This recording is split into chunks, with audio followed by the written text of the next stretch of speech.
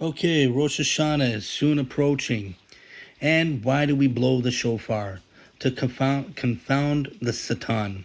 And the Talmud, Rosh Hashanah 16ab, explains the reason for blowing the shofar both before and during the Amidah of Musaf. Rabbi Yitzhak asks, why do we blow Tekiah and Teruah when they are seated before the Amidah, when it's permissible to sit? And then again blow Tekiah and Teruah when they are standing during the Amidah, which must be recited while standing, in order to confound the Satan, the accuser.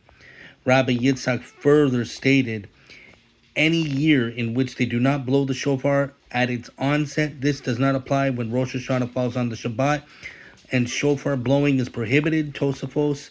They will cry at its conclusion. Why is this so? Because they did not confound the Satan.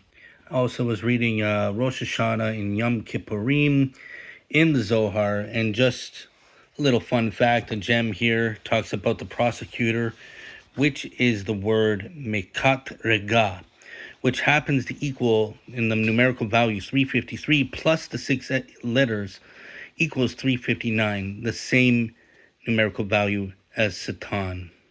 In Hebrew, it's mekat raga without the aleph, which equals 358, which is the numerical value for Nakash or even Mashiach.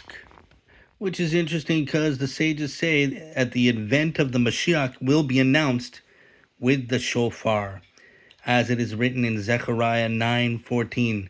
Then Hashem will appear on them, Israel, and his arrow will go forth as the lightning. Hashem God will blow the shofar. And we also read about this in the Siddur in our prayers, the ingathering of the exiles that will be accompanied by the shofar. And an additional allusion to the shofar's power to confound the Satan. Well, when we read in First Malachim, 1 Kings chapter 5, verse 18, it says, and now Hashem my God has granted me rest on all sides. There is no adversary and no misfortune. And when we look at the Hebrew here, when it says, Ein Satan ve'ein pegara, there is no adversary, no misfortune. The initial letters of these last four words, Satan ve'ein pegara, there's no adversary and no misfortune. Adversary and no misfortune. The first letters of these four words spell shofar. And so there is so much more information and amazing nuggets, gems from the sages. But I just wanted to share these little gems with you all.